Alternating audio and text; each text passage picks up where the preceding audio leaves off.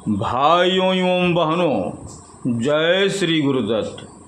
आप सबका शाश्वत ज्ञान गिरनार से चैनल में स्वागत और अभिनंदन है। भाइयों बहनों, बहुत कम लोगों को ये पता होगा कि देवताओं के कोई भी पुत्र अपनी माता के गर्भ से नहीं जन्मे हैं।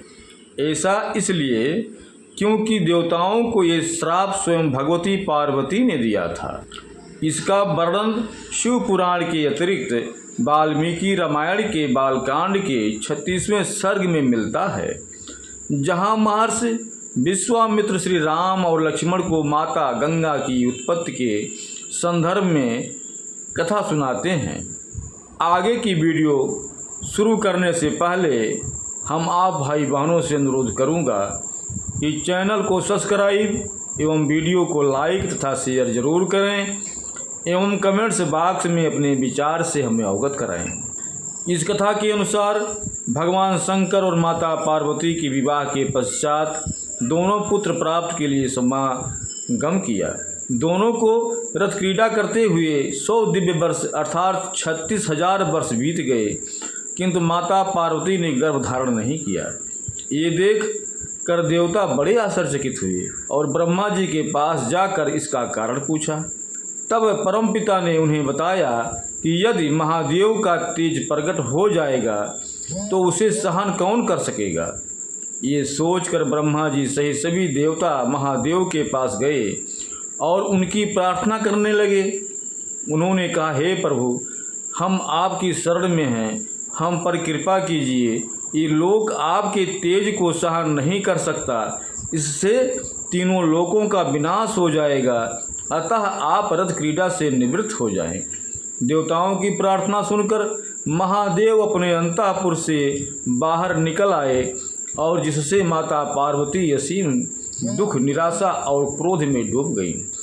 महादेव ने सभी देवताओं से कहा कि आप लोगों की प्रार्थना है, इसलिए मैं और उमा स्वयं अपने तेज को धारण करेंगे, किंतु यदि मेरा तेज अपने स्थान से अस्खलित हो जाए तो कौन उसे धारण करेगा।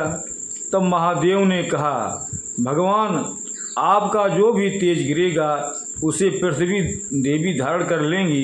ये सुनकर महादेव ने अपना तेज अस्खलित किया, जिससे पृथ्वी क्षुब्ध हो गई। तब देवताओं ने अग्निदेव से प्रार्थना की कि महादेव के इस तेज को वो अपने अंदर रख लें। तब अग्निदेव ने ऐसा ही किया और उनके अंदर महादेव का तेज एक श्वेत पर्वत की भांति स्थित हो गया, जिस पर सरकंडों का एक दिव्य वन उग आया। उसी वन में अग्निदेव के समान तेजस्वी कार्तिकेय का जन्म हुआ, जिसे देखकर सभी देवता और ऋषि प्रसन्न होकर महादेव और माता पार्वती की स्तुति करने लगे।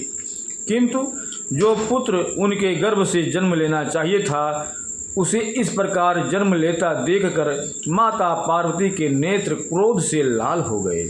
वे रुष्ट होकर देवताओं से बोली, देवताओं, मैंने पुत्र प्राप्त की इच्छा से पति के साथ समागम किया था, किंतु तुमने मुझे रोक दिया, अतः अब तुम लोग भी अपनी पत्नियों से संतान उत्पन्न करने योग्य नहीं रह जाओगे। आज से तुम्हारी पत्नियां अपने गर्भ से संतान को उत्पन्न नहीं कर सकेंगी। देवताओं को श्राप देकर भी माता का क्रोध शांत नहीं हुआ, क्योंकि पृथ्वी देवी ने महादेव के वीर्य को धारण करने का प्रयास किया था। इसीलिए उन्होंने धरती माता को भी श्राप दिया कि उनका रूप बदलता रहेगा और वो बहुतों की भार्या होंगी, साथ ही उन्हें भी संतान सुख से वंचित रहना पड़ेगा। माता पार्वती को इस प्रकार देवताओं और पृथ्वी को शाप देता देखकर देवाधिदेव शंकर बड़े व्यथित हुए। वे उसी समय पश्चिम दिशा की ओर चल पड़े और हिमालय में ही श्रेष्ठ कैलाश शिखर पर जाकर समाधि में लीन हो गए। बाद में माता भी उनसे वहीं मिली और उसी कैलाश को अपना निवास स्थान बनाया। भाइयों बहनों, आप सब इस कथा को सुन करके जरूर ज्ञान को प्राप्त किए होंगे। अब हम अपने शब्दों को यहीं पर विराम दूंगा। पुनः मिलेंगे अगले वीडियो में। जय श्री गुरुदत्त, जय श्री गुरुदत्त।